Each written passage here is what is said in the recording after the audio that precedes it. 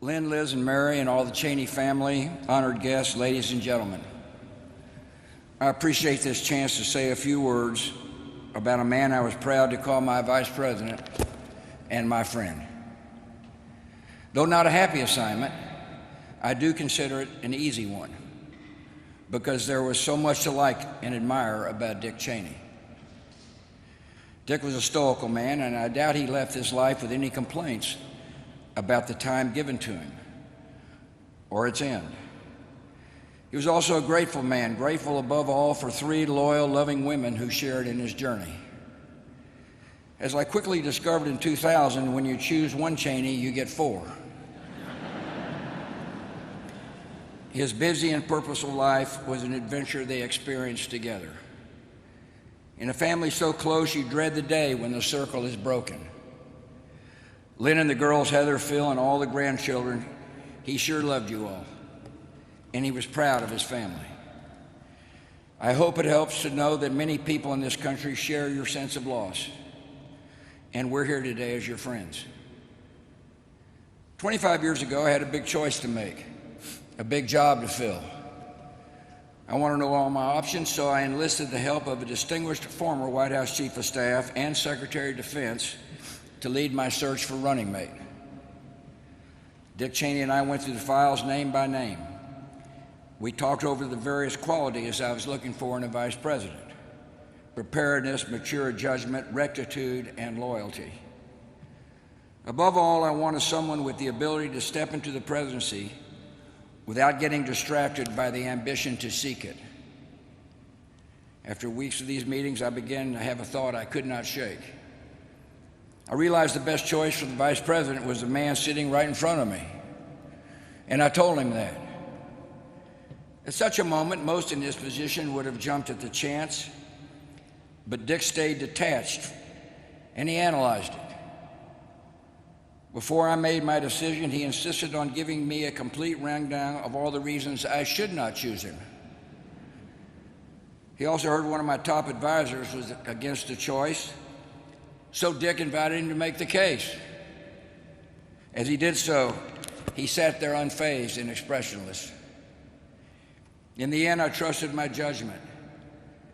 I remember my dad's words when I told him what I was planning. He said, "Son, you couldn't pick a better man." The way this all unfolded followed a pattern in Dick Cheney's life. Summing up his career a few years ago, he said, "A few breaks came my way, and one job always led to another, in a life that's taken me far to more places than I ever expected." That was Dick's typically understated version of events, but there's a little more to the story. His abilities were self-evident without need of calculation or self-promotion. His talent and restraint exceeded his ego. Even before the Cheney name reached the national stage, people always saw something in the man, solid, reliable, and rare. One of the first to really notice was Lynn Vincent. She can recall a time in their college years when Dick, as he freely admitted, lacked direction and needed some straightening out. I think we had that in common. That was Lynn's kind of project, and it did not take her long. He said many times that his life would have turned out a whole lot different if he had never met her. It may explain how in just over a decade, a guy can go from laying transmission lines outside Cheyenne to serving as Chief of Staff of the President of the United States. In Dick's telling, those years working for Gerald Ford were special and formative. He cherished the association, and the high regard went both ways. In his memoir, President Ford described Dick's steadiness, his low-key style, and his absolute loyalty. I know exactly what he meant. These are not traits easy to come by in Washington. Being calm, reticent, undramatic, and untrustworthy are not everyone's formula for success in politics. But they were the Cheney way, and they worked. I'm reminded of a renowned senator who once gave this advice to a junior colleague. Perhaps, he said, you could occasionally allow yourself the luxury of an unexpressed thought.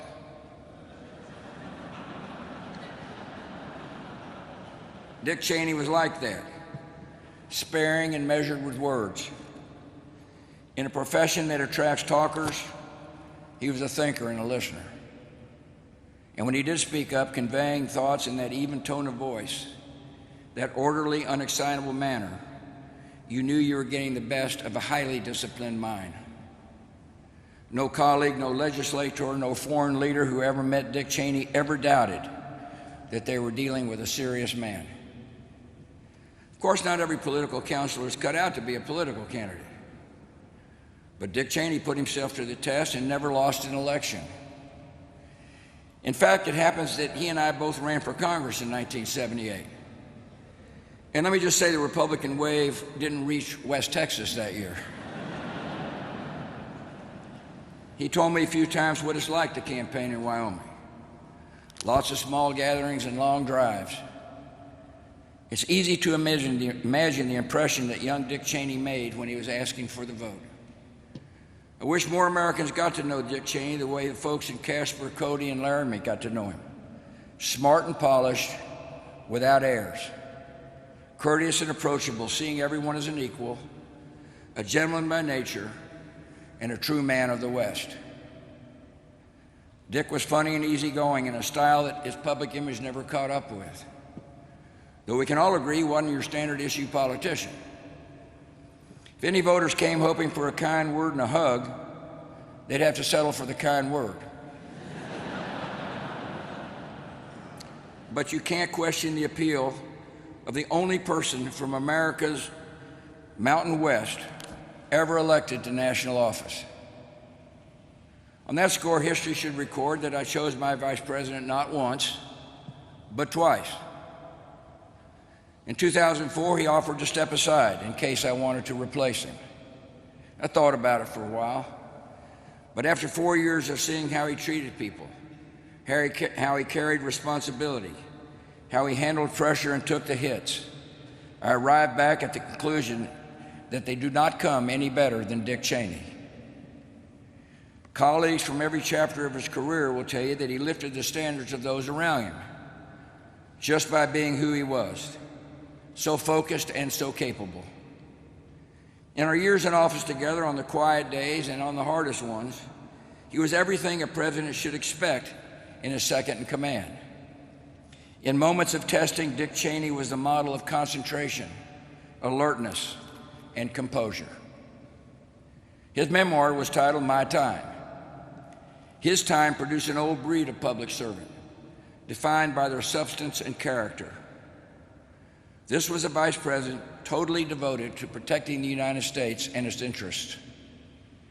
There was never any agenda or angle beyond that.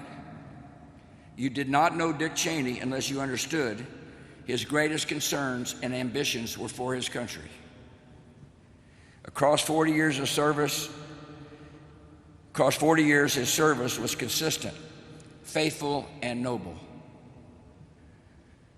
All in all, not a bad showing for a career and a life, especially when you consider his sheer physical endurance. As Dr. Rayner pointed out, he became an authority on cardiovascular disease, and a marvel at what resourceful doctors and one very determined patient can accomplish. Dick had faced down fears and hardships, but he really didn't speak about them.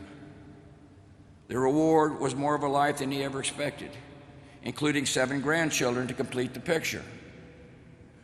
One of them, Richard, even asked his grandfather to attend kindergarten class for a show and tell. I wish I'd have been there. As a matter of fact, the teacher told Dick that was the most exciting show and tell since the morning a little girl brought her cow to class. That might have been amongst Dick's last moments in the spotlight. In his final years, he was content to go his way. At a rare public appearance in 2022, he offered a kind of parting reflection. He said, when you can look back on a lifetime in politics and government, and what you value most are the friendships, then I guess you've done all right. A lot of us know that feeling as we say an affectionate farewell to the 46th Vice President of the United States. It's something to be cherished when a man of his caliber has been your colleague and friend.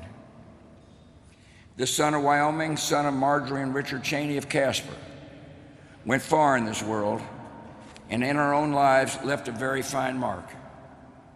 We are grateful for his good life, we honor his service, and we pray that somewhere up the trail we will meet him again.